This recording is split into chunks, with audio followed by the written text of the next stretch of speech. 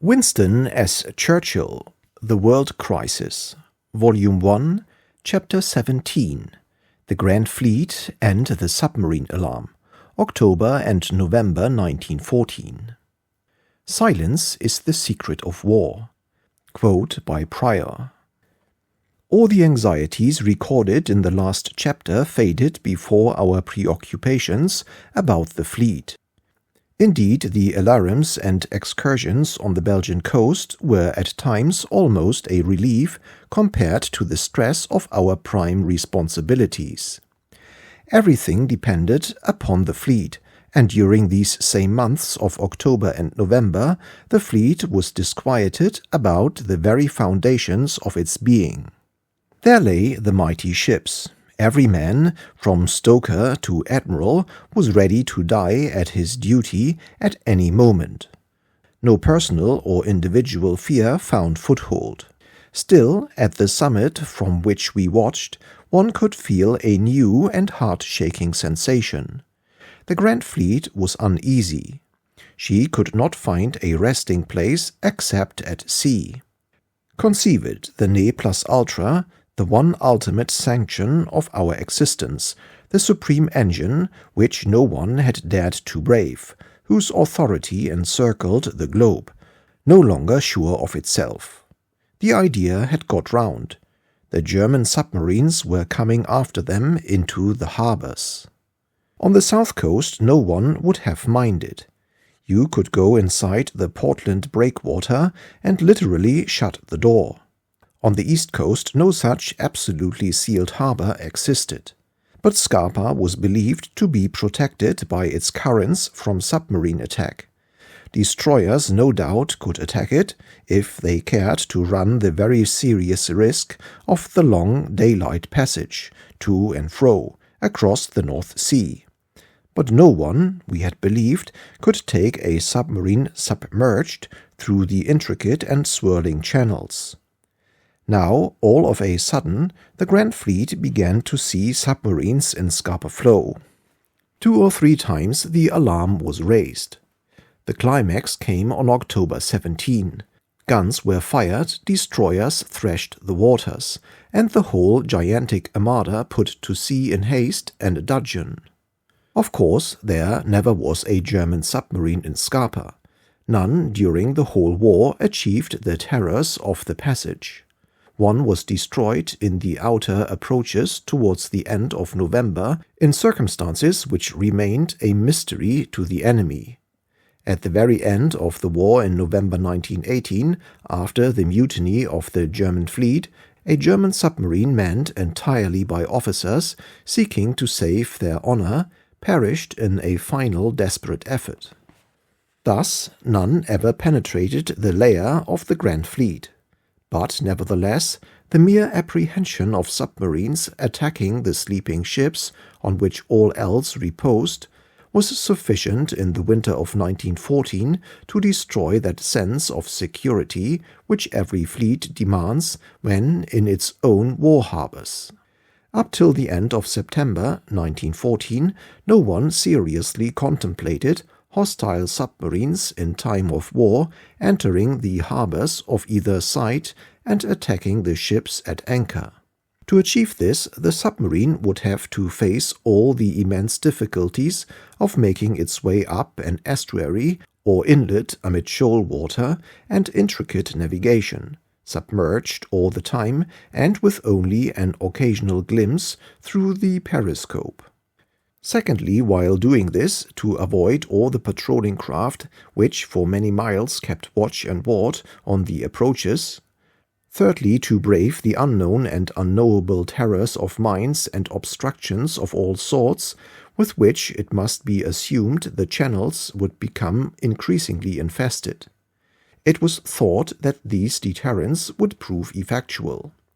Looking back on the events in the light of after-knowledge, we can see now that this assumption was correct. There is no recorded instance of a German submarine having penetrated into any British war harbor. The British submarine service was certainly not inferior in enterprise to the Germans, and from the very first hours of the war our boats were in the Heligoland Bight. But no British submarine officer attempted actually to penetrate a German war harbor or run actually into the mouths of the Elbe, the Jade, the Weser, or the Ems. The nearest approaches to such an enterprise were the numerous passages of the Dardanelles made by the British submarines, beginning at the end of December with the heroic exploits of Commander Holbrook. For these feats the submarine were able to start only a few miles from the mouth of the Dardanelles and, diving along a very deep channel over 2 miles wide, succeeded again and again in entering the Sea of Marmora. This was not comparable to penetrating a British war harbor or river mouth, and it did not occur until experience of the war capabilities of submarines had much increased. During August and September the Admiralty made most strenuous efforts to increase the protection of our bases in Scotland and upon the east coast by mounting guns, by posting guardships, by placing obstructions, by preparing booms, by laying torpedo nets.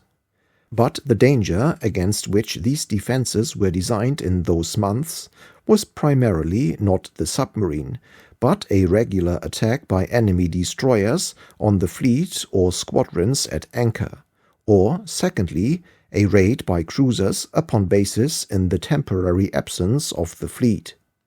It was not until the middle or end of September that increasing knowledge and evidences of the power of the largest submarines under war conditions fostered the idea that the German submarines might actually enter our northern war harbors at the Forth, at Cromarty, and at Scapa Flow. Once this idea took root, it became a grave preoccupation. Precautions taken against a rush of torpedo boats were clearly insufficient to stop a vessel which might dive under booms and past protecting guns. Reproach has been levelled at the Admiralty for not having accurately measured this danger before the war and taken proper precautions against it. It would have been very difficult, even had the danger been foreseen, to find out under peace conditions what actually would or would not stop a submarine. No one in peacetime could have ordered a submarine crew to run such awful risks. It would have been a matter of enormous expense to create a vast system of booms with deep nets and other obstructions for the defense of all our northern harbors. I should have had the very greatest difficulty in coming to the Cabinet and Parliament with such a demand during 1913 and 14. Not only was every penny of naval expenditure challenged, but this particular expenditure would have been clearly of a most alarmist character, would have been taken to indicate the imminence of war, and would have been stigmatized as a provocation to the only power to whom it could have relation. Still, if the Sea Lords and the Naval Staff had recommended solidly and as a matter of prime importance the provision of these great obstructive works in the Humber, at the Forth, at Cromarty, and at Scapa, it would have been my duty to go forward.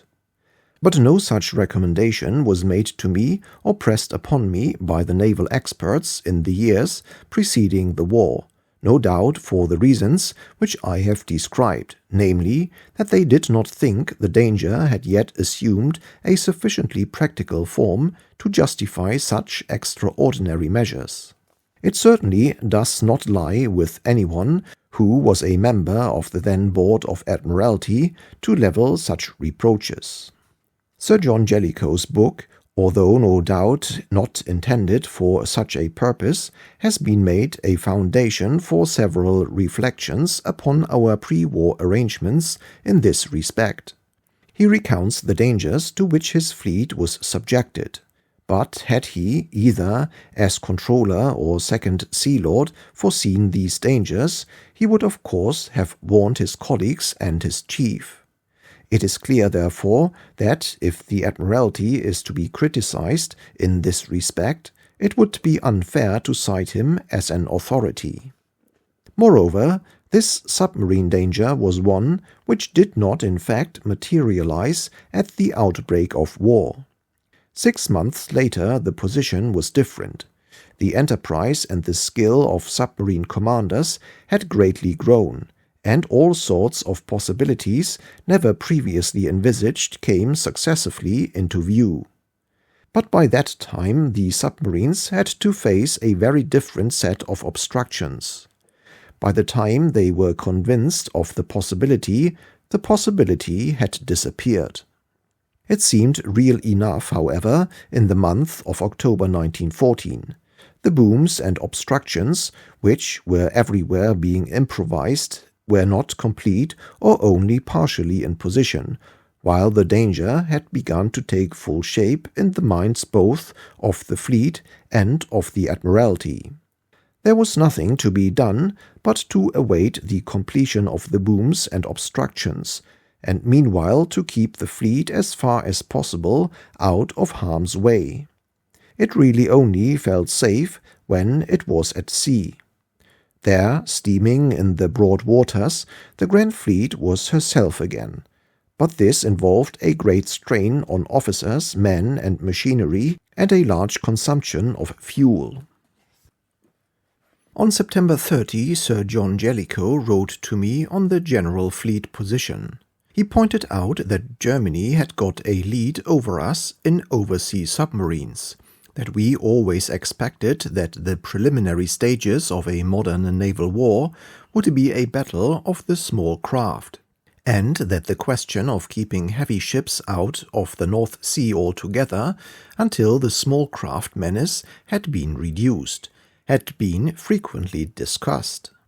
He thought it suicidal to forego our advantageous position in big ships by risking them in waters infested by submarines. He was of opinion that the submarine had a very limited sphere of action, could not hurt our oversea commerce, at that time this was in the main true, nor could they help their own ships to get in. He proposed therefore to use the battle fleet far to the north, spread to intercept trade. We had not nearly sufficient cruisers to form the double line that was really necessary to stop all ships during the short days and long nights. It was perfectly easy, he said, to run through the line at night, as its approximate positions soon got known and could not be much varied.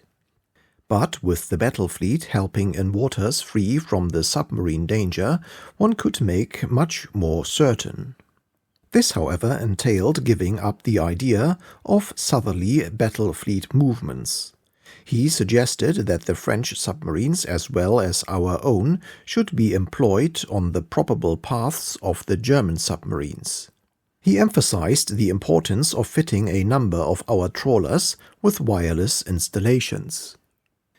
He desired to show this letter to the First Sea Lord and to know whether we were in agreement with his views, whether steps would be taken to establish a trawler patrol, and whether the idea of utilizing the Grand Fleet effectively to shut up the northern entrance to the North Sea was approved. He concluded by urging the hastening of the submarine defenses for Scapa. In reply, I wrote, on the day of my return from Antwerp, October 8, 1914, I am in full agreement with your letter. No change in principle is required in the naval policy to which we have steadily adhered since 1911. The main point is to secure the safety of the British fleet during the long and indefinite period of waiting for a general action. The phase in which raids up to 10,000 or 20,000 men were dangerous or would have had an object has passed. A very considerable, though no doubt incomplete, watch over the Heligoland debauches is being maintained by our oversea submarines. It is not necessary, as maneuver experience had suggested, to traverse the waters of the North Sea with the battle fleet with any degree of frequency. Such movements should only be undertaken for some definite, grave, and primary purpose.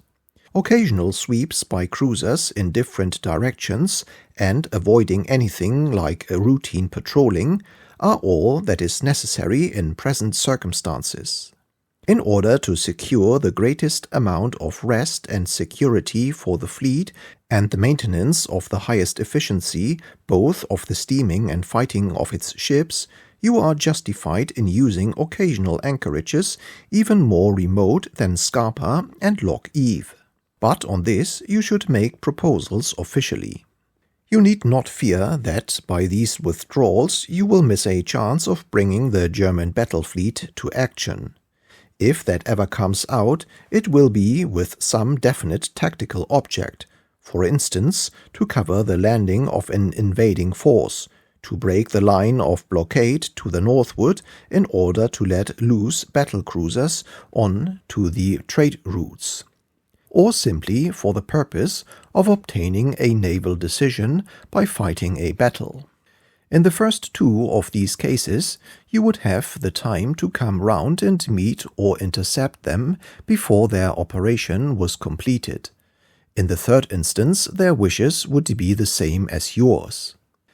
The Committee of Imperial Defense have again considered the question of invasion in the light of the experience of the first 2 months of the war.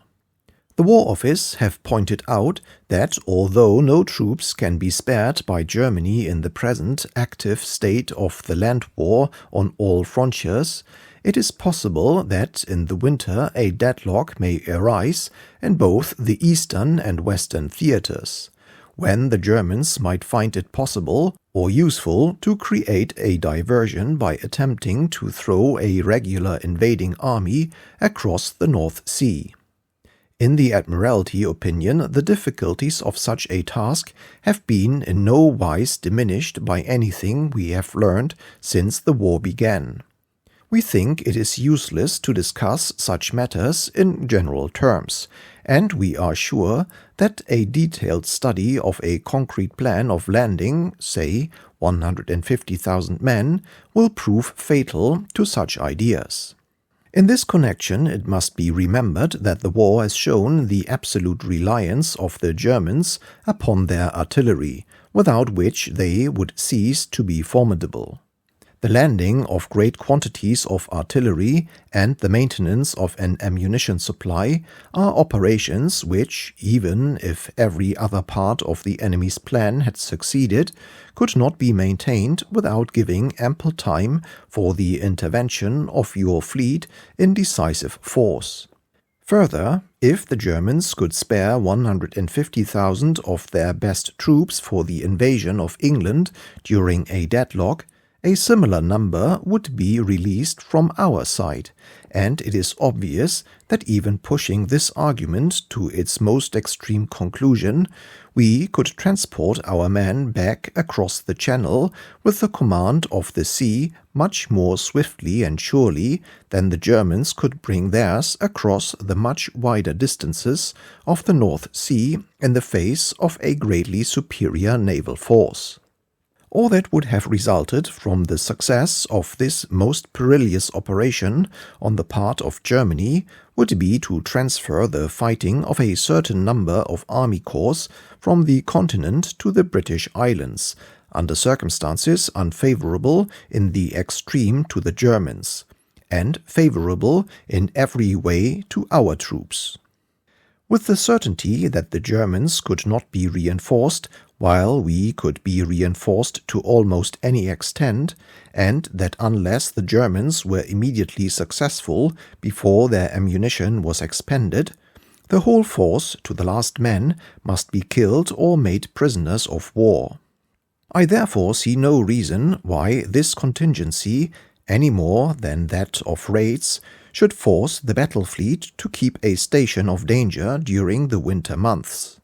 The power of the superior fleet is exerted with equal effect over the longer distances, and in fact pervades, or the waters of the world.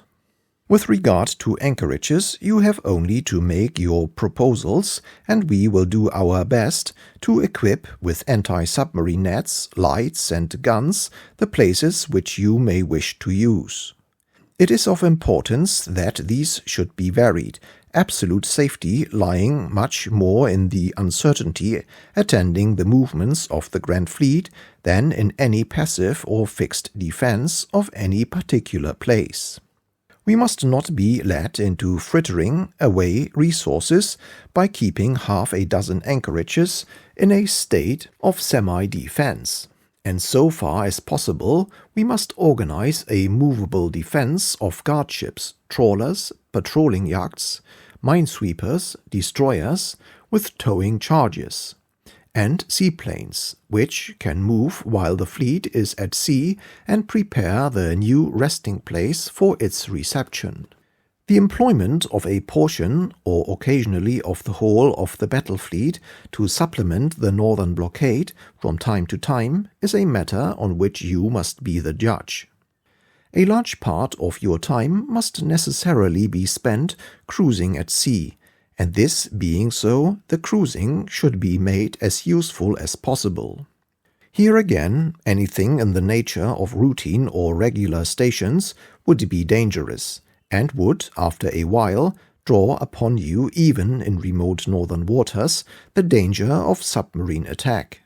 The enemy, in my judgment, pursues a wise policy in declining battle. By remaining in harbor, he secures for Germany the command of the Baltic, with all that implies, both in threatening the Russian flank and protecting the German coast, and in drawing supplies from Sweden and Norway. This is an immense advantage to the Germans, and is the best use to which in present circumstances they can turn their fleet. It is to secure the eventual command of the Baltic that British naval operations must tend. I have already pointed out, in the papers which I showed you, the three alternative conditions. Footnote. This will be discussed in the second part. The alternatives are only now inserted here by me to explain the context. End of footnote. The defeat of the German fleet, the breaking of the Kiel Canal, or the effective blocking in the Heligoland Bight, under which this would be possible, and I hope that proceeding on the assumption that one of these conditions exists, you will make a study of the actual method by which the entrance to the Baltic could be effected when the time arrives.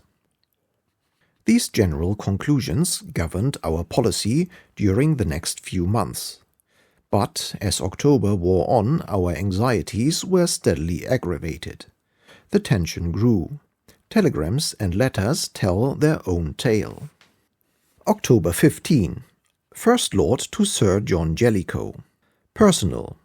You are invited to give your opinion secretly on every aspect of the naval situation at home and abroad, and we welcome warmly any scheme you may put forward. Your proposals about mining are being attentively considered. The general aspect of the war is grim. The Russian pressure is not what we expected, and another avalanche of German reinforcements is approaching the Western theatre. On October 17, Sir John Jellicoe telegraphed that a German submarine had been reported entering Scapa at 5 p.m. the previous day. Although he thought the report false, he took the whole fleet to sea forthwith. He appealed urgently for submarine obstructions, as he had no safe base at present, and the only way to coal ships is to shift the coaling anchorages constantly, which seriously dislocates the organization of supply. On the 18th, he stated that Scapa Flow could not be used till the submarine defense was placed. On the 19th, he asked the Admiralty whether he should risk the submarine menace at Scapa Flow or move the fleet to remote bases on the west coast of Scotland or Ireland, more than 300 miles from the Pentland Firth. He added, It cannot be stated with absolute certainty that submarines were inside Scapa Flow, although Captain D of the 4th Destroyer Flotilla is positive HMS Swift was fired at inside. I am of opinion that it is not difficult to get inside at slack water. Another very serious warning reached me almost simultaneously. Sir David Beatty to First Lord, HMS Lion, October 17, 1914. Private. I take the opportunity of an officer going to London in charge of signal books to write you of what goes on. I have written you before, or rather to Hood for you.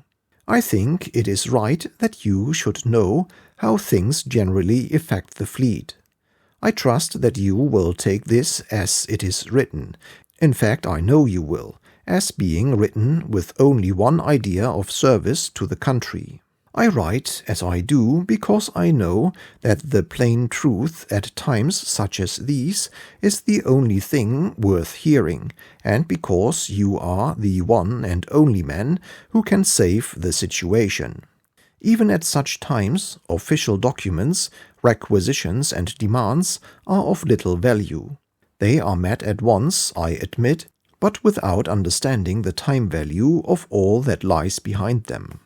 At present we feel that we are working up for a catastrophe of a very large character. The feeling is gradually possessing the fleet that all is not right somewhere. The menace of mines and submarines is proving larger every day, and adequate means to meet or combat them are not forthcoming, and we are gradually being pushed out of the North Sea and of our own particular perch. How does this arise? By the very apparent fact that we have no base where we can with any degree of safety lie for coaling, replenishing, and refitting and repairing after 2.5 months of war. This spells trouble. It is a perfectly simple and easy matter to equip Scapa Flow, Cromarty, and Rosyth, so that vessels can lie there undisturbed to do all they want, and for as long as they want, provided material and men are forthcoming. The one place that has put up any kind of defense against the submarine is Cromarty, and that is because at Cromarty there happens to be a man who grapples with things as they are, which is Commander Munro. Footnote. This energetic and practical officer, whom I had employed during the previous 18 months to supervise the fortification of Cromarty, had already designed a type of anti-submarine boom, which he was actually installing at Cromarty. End of footnote. And because they have trained artillerymen to man their guns. That was one of the best day's work you ever did when you insisted on taking the defences there in hand. At Rosyth it appeared to me in September when there that to deny access to submarines and destroyers was a fairly simple task. It was an awkward place to get into, but when once in, it ought to be, and could be, very easily made a safe asylum for vessels in need of rest, repair, fuel, etc. At Scapa something has been done towards blocking the many entrances, but that is all. I am sure that all the brain and intellect at the Admiralty could devise a scheme or method of defense which would make the anchorage practically safe, and which could be done in a fortnight. No seaman can dispute that these 3 bases could have been made absolutely safe from submarine attack during the 2.5 months that the war has been in progress. As it is, we have been lulled into a sense of false security, because we have not been attacked before. But I can assure you that it has literally been recognized by all that it was only a question of time when we should have this sense rudely shattered. The situation as it is, we have no place to lay our heads. We are at Loch na Kail, Isle of Mull. My picket boats are at the entrance, The nets are out and the men are at the guns, waiting for coal which has run low, but ready to move at a moment's notice. Other squadrons are in the same plight. We have been running now hard since the 28th of July. Small defects are creeping up which we haven't time to take in hand. 48 hours is our spell in harbour, with steam ready to move at 4 hours' notice, coaling on an average 1,400 tons a time, night defence stations. The men can stand it, but the machine can't, and we must have a place where we can stop for from 4 or 5 days every now and then to give the engineers a chance. Such a place does not exist, so the question arises, how long can we go on? For I fear very much not for long, as the need for small repairs is becoming insistent.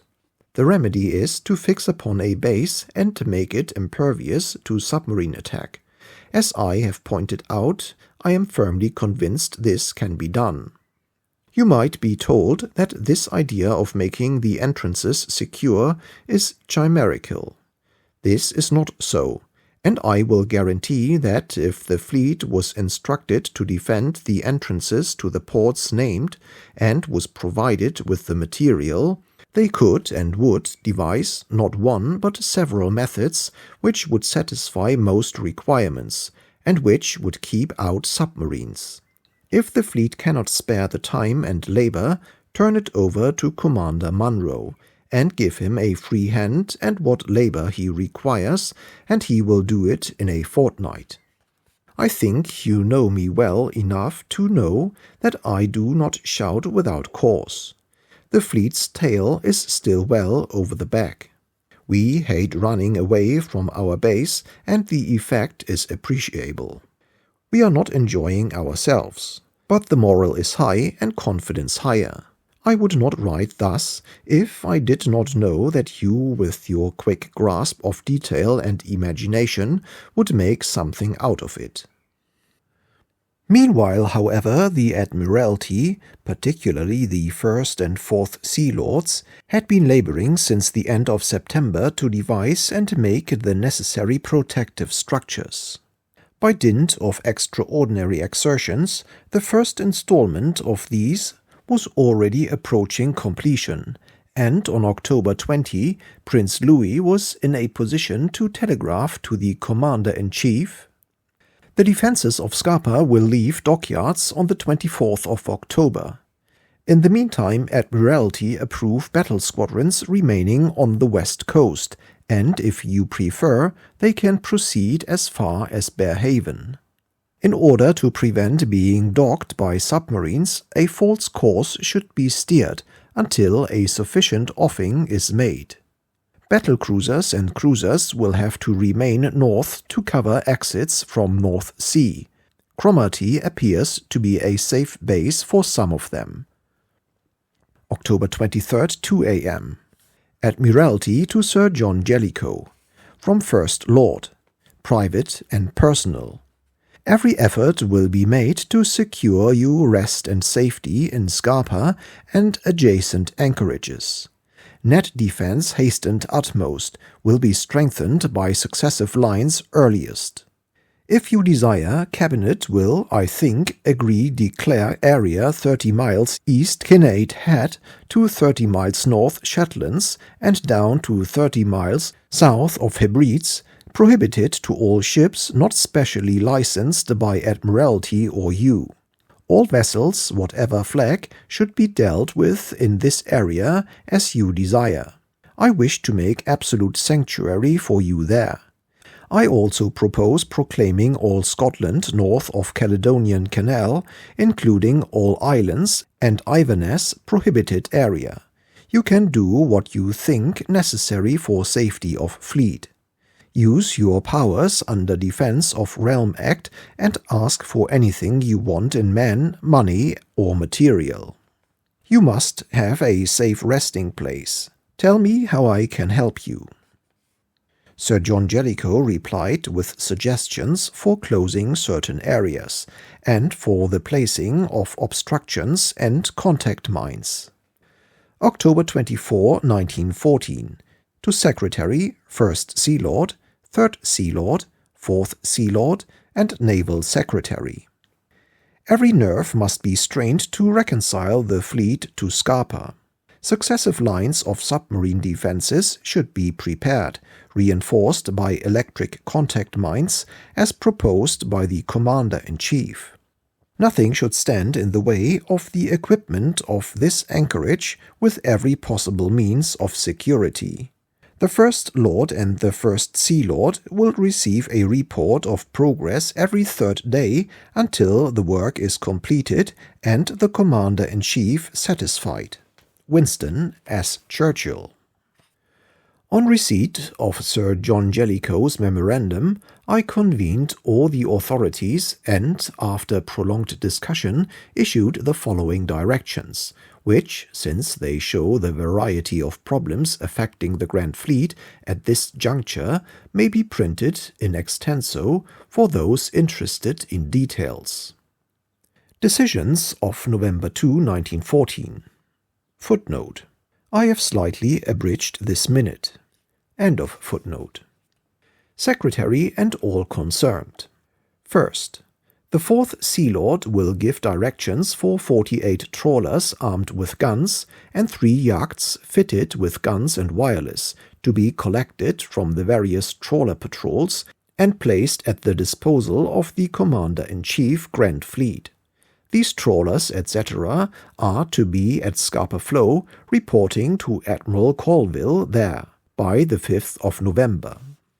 Second, 3rd Sea Lord will report what rafts and barges there are which could be fitted with torpedo nets to afford protection to ships from submarine attack and when they can be ready. Third, Chief of the Staff will direct the Admiral of Patrols to provide 12 additional destroyers from the patrol flotillas to repair at once to Scapa Flow and join the flag of the Commander-in-Chief. Fourth, 12 armed merchant cruisers of small size have been ordered to strengthen the northern patrol. It is necessary that these should join the Grand Fleet within a week, and any circumstances likely to cause delay must be immediately brought to notice of First Sea Lord. Fifth, the Naval Secretary and the Secretary have informed the Commander-in-Chief of his powers under the Defence of the Realm Act, when the area to the north of the Caledonian Canal, including all islands and the town of Inverness, has been proclaimed a prohibited area within the meaning of the Act. The Secretary will draft a letter forthwith to the War Office, asking for the proclamation, as from the 3rd of November, of the whole of this area. Sixth, the warning as to the closing of the North Sea, issued tonight by the Admiralty, is to be studied by departments concerned. The additional civil lord should deal with questions arising out of it affecting trade and fishery interests in this country. Captain Webb should consider its working from the point of view of commerce. He will also consider what additional measures must be taken to increase the examination service on account of the increased traffic in the Channel, which will result from the warning, consulting Chief of the Staff as may be necessary for military security. The additional civil lord should also deal with the subject from the point of view of existing arrangements as to contraband.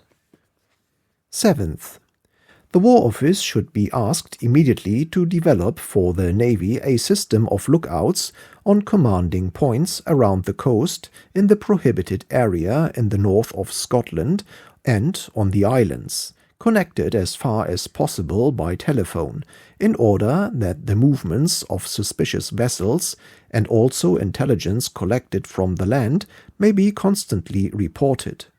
Admiral Coast Guards and reserves will cooperate.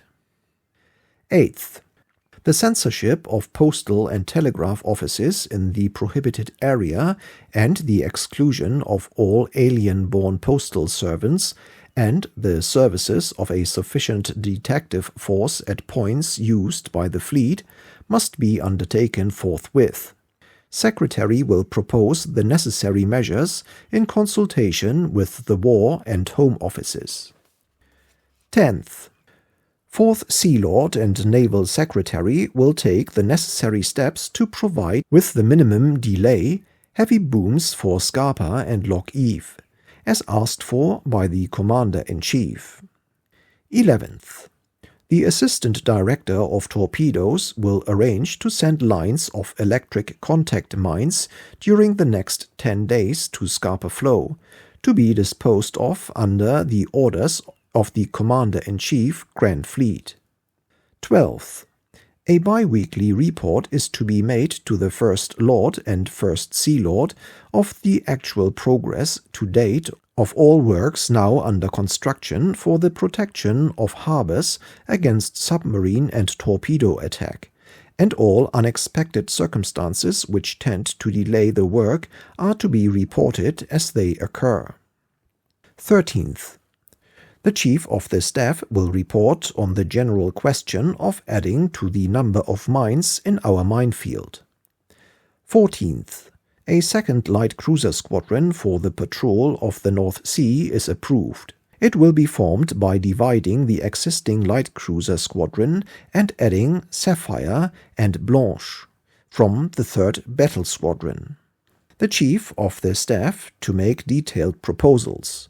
Naval Secretary to propose a Commodore. 15th.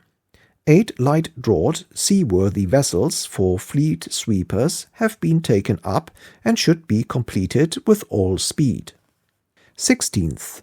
The Director of the Air Division should, in consultation with the Commander-in-Chief, establish an additional temporary seaplane station at some convenient point on the Scottish coast facing the Hebrides, for the better patrol and reconnaissance of that area.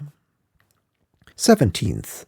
A general order should be issued to the fleet that no cruiser or large vessel is to stop for the purpose of boarding or challenging any merchant ship.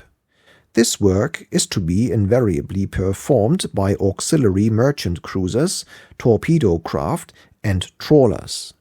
Cruisers and large vessels wishing to turn back merchant ships should fire a shot across their bows and make signals. 18th. The Chief of the Staff should draft the necessary order to the patrolling lines of cruisers to turn back merchant ships from the 5th of November onwards from the danger area. The orders should be submitted before being sent. 19th. The reconstitution of the battle cruisers into 2 squadrons, 1 Tiger, Princess Royal and Lion, 2 New Zealand, Inflexible, Invincible, is authorized. 22nd. Sir John Jellicoe's proposal in regard to the entry of defended ports and the unsuitability of the proposed arrangements are to be reported on by the War Staff and submitted to the Board for adoption. 24th. 3rd Sea Lord and 4th Sea Lord should report whether it is possible to postpone the lining of destroyers during the next 2 months, as Commander-in-Chief states that they cannot be spared from duty. 25th. The Assistant Director of Torpedoes will report upon the need of establishing WT stations at St Kilda and the other places in question. Only small installations are required. 26th. The docking of ships at home ports and partial refit, one at a time, may be permitted, beginning from the end of this month. 27th. A report should be furnished on the state of the 3rd Battle Squadron repair ship. 28th. Steps are to be taken to increase the pumping power of the Orion class and later types by adding a bilge suction to the main circulating pumps. A report should be furnished by Third Sea Lord as to what this involves in time and money. Winston S. Churchill. The Commander-in-Chief, in accordance with the Admiralty authorization, withdrew at the end of October to the north coast of Ireland for a few days' rest and gunnery practice. By extraordinary ill luck, the arrival of the fleet of Lough Swilly coincided with the visit of a German minelayer to those waters. The minelayer had no idea of catching the fleet or that British warships would be in those waters. Her objective was the Liverpool trade route, but the shot aimed at a crow brought down an eagle. On October 27th, Prince Louis hurried into my room with the grave news that the Audacious had been struck by mine or torpedo north of Lough Swilly, and that it was feared she was sinking. In the afternoon, the Commander-in-Chief telegraphed urging that every endeavour should be made to keep the event from being published. And that night, in reporting that the Audacious had sunk, he repeated his hope that the loss could be kept secret. I saw great difficulties in this, but promised to bring the matter before the Cabinet. Meanwhile, I telegraphed to the Commander-in-Chief, October 28th, 12:30 a.m. I am sure you will not be at all discouraged by Audacious' episode. We have been very fortunate to come through 3 months of war without the loss of a capital ship. I expected 3 or 4 by this time, and it is due to your unfailing vigilance and skill that all has gone so well. The army, too, has held its own along the whole line, though with at least 14,000 killed and wounded. Quite soon the harbours will be made comfortable for you. Mind you ask for all you want. Measured by military standards, the Audacious was the first serious loss we had sustained. She was one of those vital units in which we never were at that time more than 6 or 7 to the good, and upon which all strategic calculations were based both by friend and foe. When I brought the question of keeping her loss secret before the Cabinet, there was a considerable division of opinion. It was urged that public confidence would be destroyed if it were thought that we were concealing losses, that it was bound to leak out almost immediately, and that the Germans probably knew already. To this I replied that there was no reason why the Germans should not be left to collect their own information for themselves, that the moment they knew the Audacious was sunk, they would proclaim it, and that then we could quite easily explain to the public why it was we had preserved secrecy. I cited the effective concealment by Japan of the loss of the battleship Yashima of Port Arthur in 1904. If Sir John French had lost an army corps, every effort would be made to conceal it from the enemy. Why then should the Navy be denied a similar freedom? Lord Kitchener strongly supported me, and our views were eventually accepted by the Cabinet. The press were asked by the Admiralty to abstain from making any reference to the event. Some newspapers complied with an ill grace. It was represented that hundreds of people knew already, including all the passengers of the liner Olympic, which had passed the sinking vessel. That German spies in England would certainly convey the news to Germany in a few days, and that, anyhow, long accounts of the sinking with actual photographs would be dispatched by the next mail to the United States, whence the news would be immediately telegraphed to Germany. We, however, remained obdurate, watching the German press very carefully for the slightest indication that they knew. Meanwhile, it was thought clever by certain newspapers to write articles and paragraphs in which the word audacious was frequently introduced, while I was much blamed. I found it necessary to issue a secret appeal, which, aided by the loyal efforts of the newspaper press committee, certainly had some effect. In the upshot, it took more than 5 weeks before the German Admiralty learned that the Audacious had been sunk, and even then they were by no means convinced that they were not the victims of rumor. Says Admiral Scheer, "The English succeeded in keeping secret for a considerable time the loss of this great battleship, a loss which was a substantial success for our efforts at equalization. The behavior of the English was inspired at all points by consideration for what would serve their military purpose. In the case of the Audacious, we can but approve the English attitude of not revealing a weakness to the enemy, because accurate information about the other side's strength has a decisive effect on the decisions taken." I do not remember any period when the weight of the war seemed to press more heavily on me than these months of October and November 1914. In August one was expecting the great sea battle and the first great battles on land.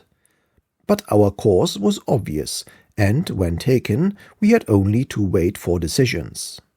All September was dominated by the victory of the Marne. But in October and November the beast was at us again. The sense of grappling with and being overpowered by a monster of appalling and apparently inexhaustible strength on land, and a whole array of constant gnawing anxieties about the safety of the fleet from submarine attack at sea and in its harbors, oppressed my mind.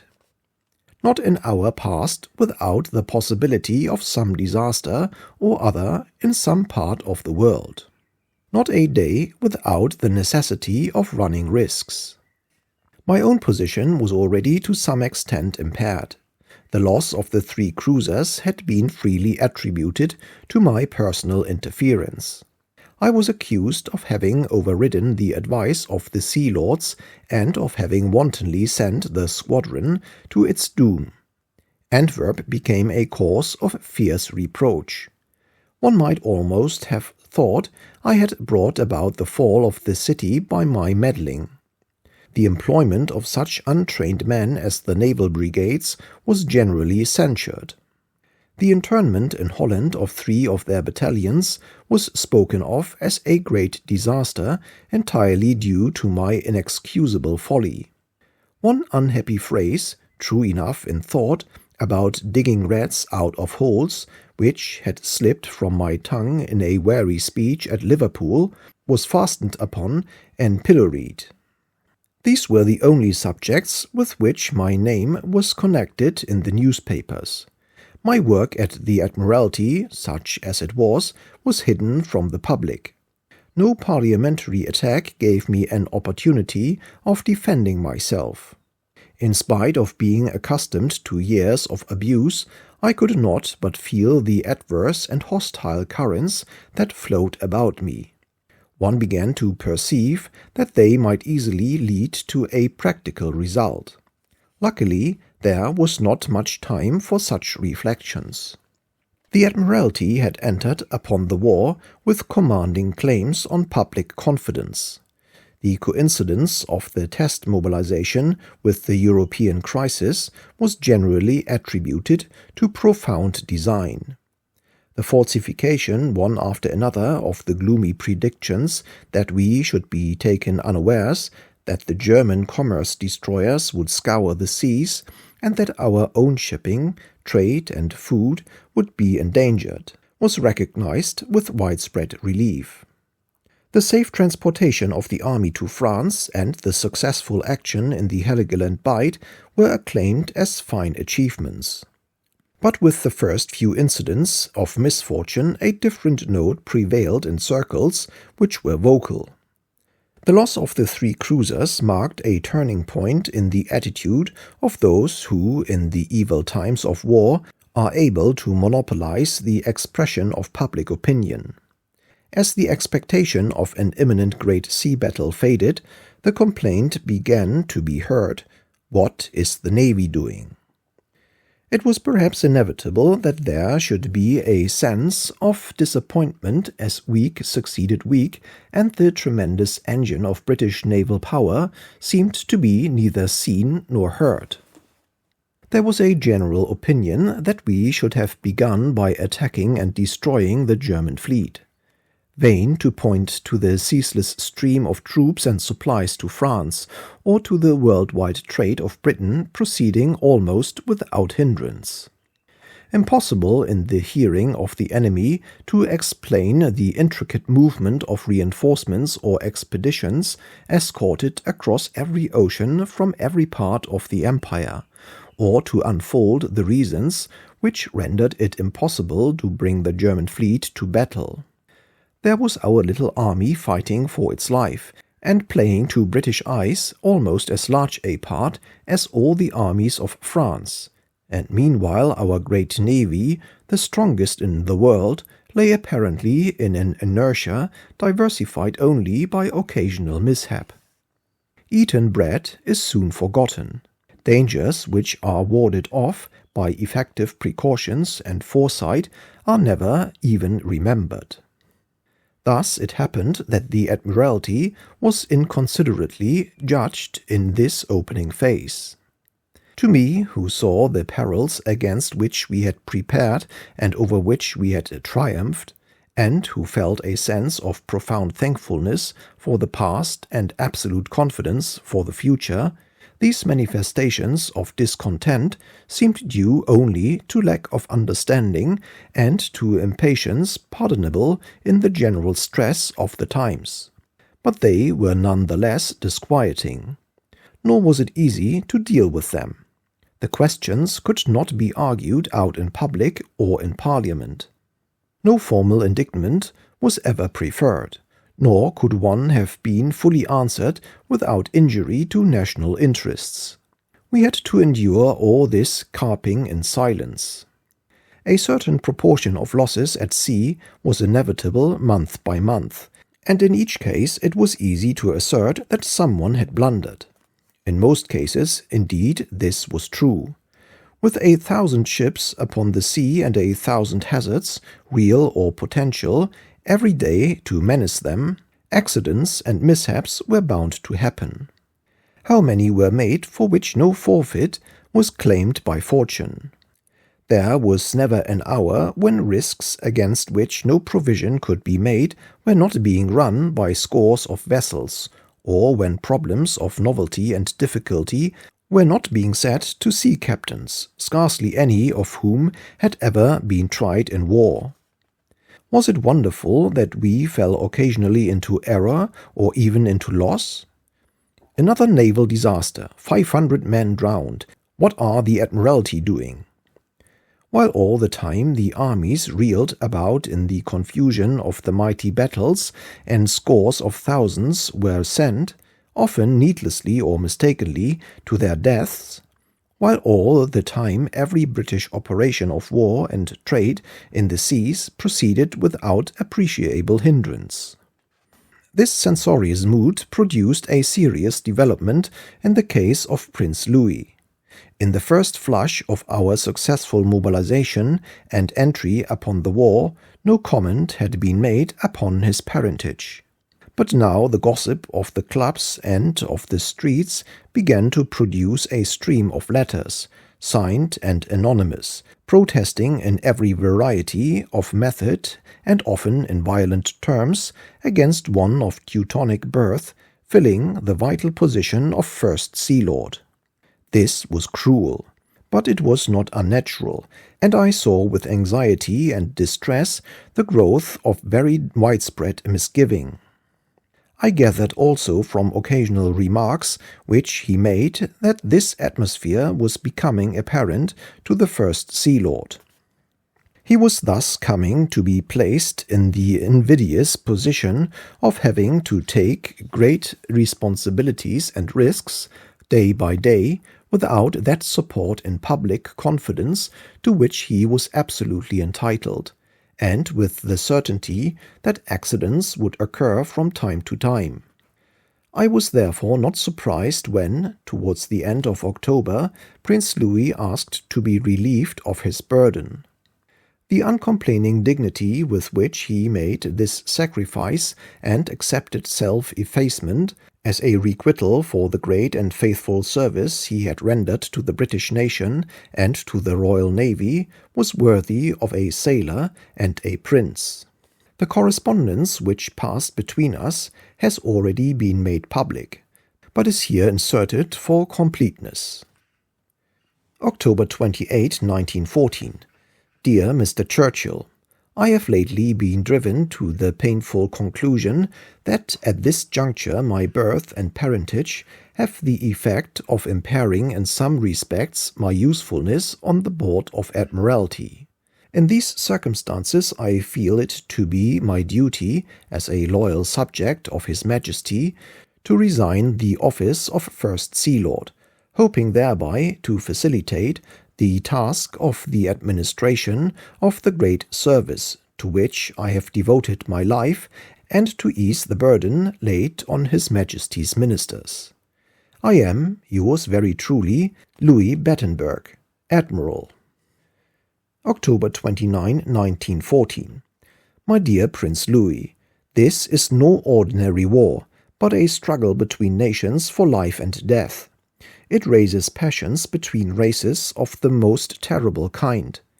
It effaces the old landmarks and frontiers of our civilization.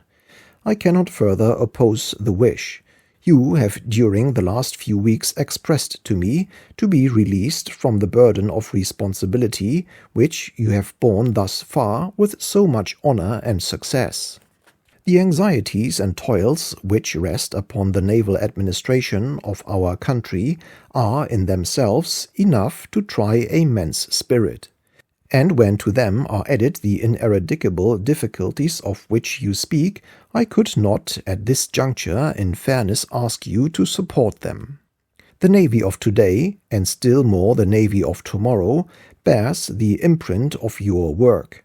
The enormous impending influx of capital ships, the score of 30-knot cruisers, the destroyers and submarines unequaled in modern construction, which are coming now to hand, are the results of labors which we have had in common, and in which the Board of Admiralty owes so much to your aid.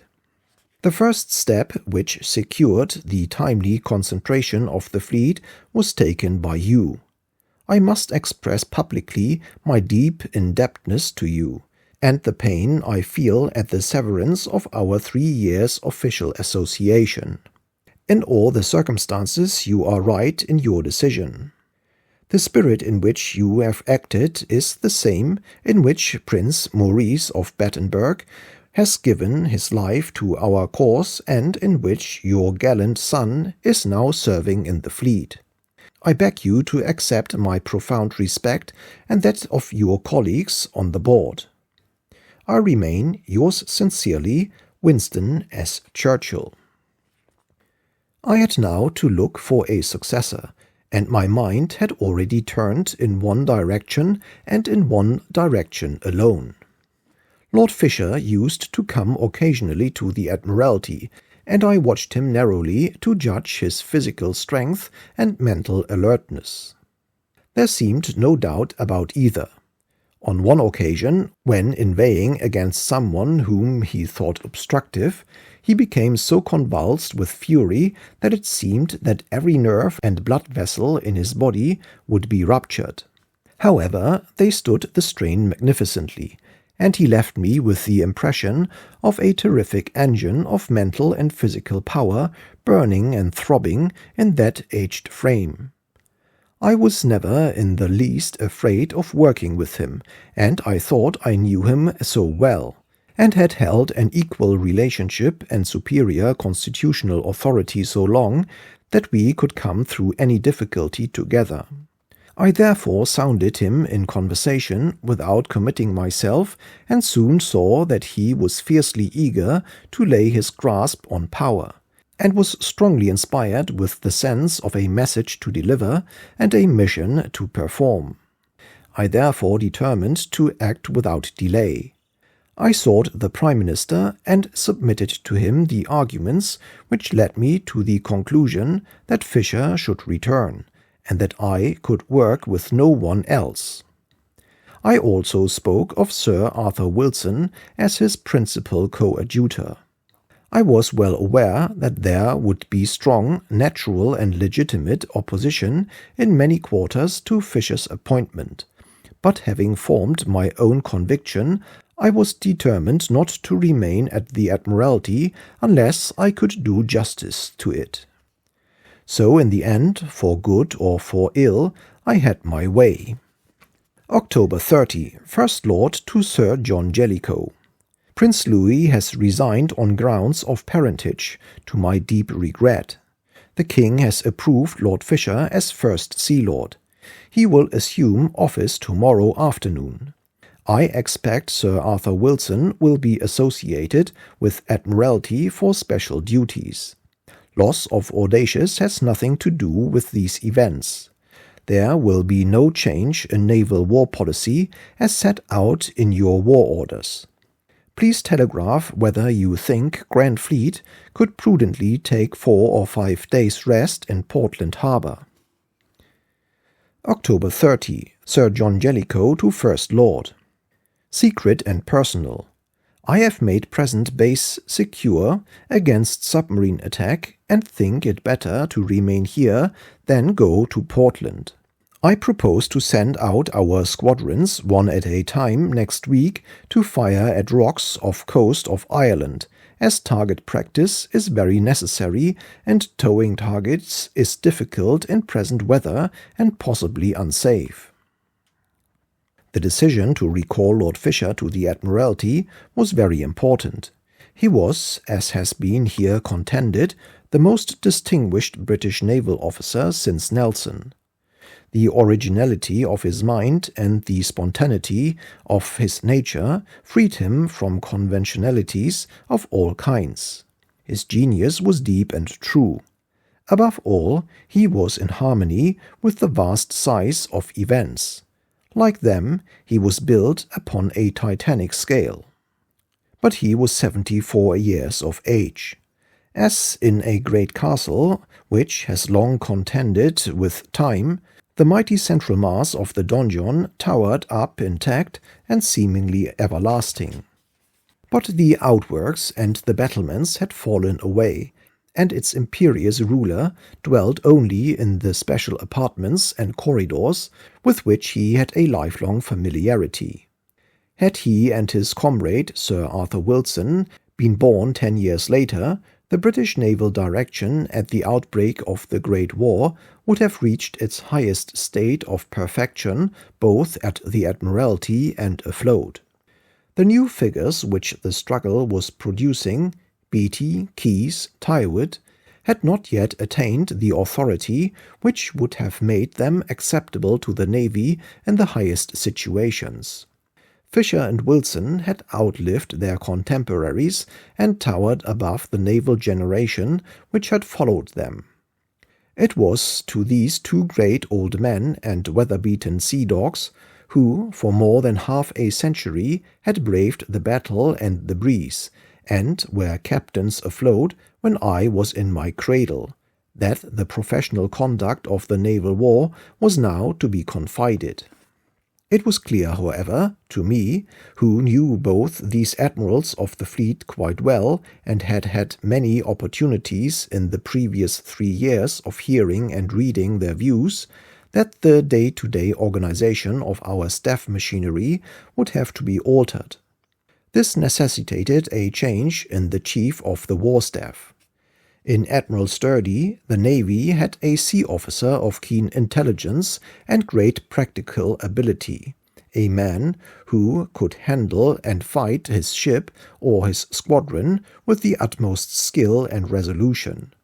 But he was not a man with whom Lord Fisher could have worked satisfactorily at the Supreme Executive Centre. Happily, there was no difficulty in agreeing upon his successor. Since Antwerp, Admiral Oliver had been my naval secretary. During the year before the war, he had been Director of Naval Intelligence. In this capacity I had to rely continually upon him, as upon Captain Thomas Jackson before him, for all the facts and figures upon which the controversy about British and German naval strength depended. His accuracy in detail and power of continuous and tenacious mental toil were extraordinary. He combined with capacious knowledge an unusual precision of mind and clarity of statement. His credentials as a sea officer were unimpeachable. He had been navigating commander to Sir Arthur Wilson, and everyone in the Navy knew the story of how, in the 1901 naval manoeuvres, these two had taken the Channel fleet from off Rathlin's Island, at the north of Ireland, through the Irish Channel to the Scillies in thick mist without sighting land or lights, and without being inclined to make a single remark to each other. On the third day the mist lifting suddenly revealed the Scilly Islands to the astonished fleet, which had already dropped anchor in the Roads. I was very glad when Lord Fisher proposed to me that he should be made Chief of the Staff, and when he offered also to give me in exchange for my private office his own personal assistant, Commodore de Bartolome. Everything thus started fair. We reformed the War Group, which met at least once each day, as follows: First Lord, First Sea Lord, Sir Arthur Wilson, Admiral Oliver, and Commodore de Bartolome, the last named representing the younger school of sea officers, together with the invaluable secretary, Sir Graham Greene.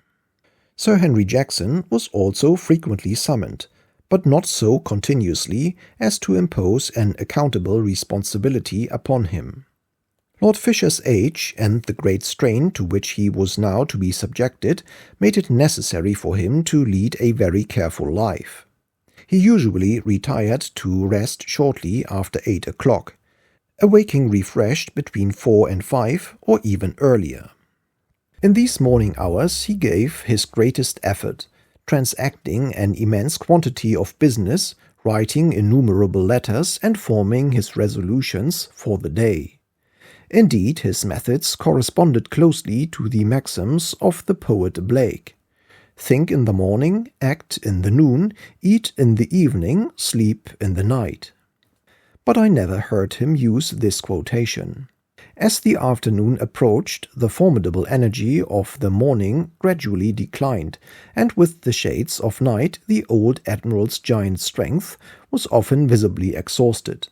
Still, judged from the point of view of physical and mental vigor alone, it was a wonderful effort, and one which filled me, who watched him so closely, with admiration and, I will add, reassurance. I altered my routine somewhat to fit in with that of the First Sea Lord.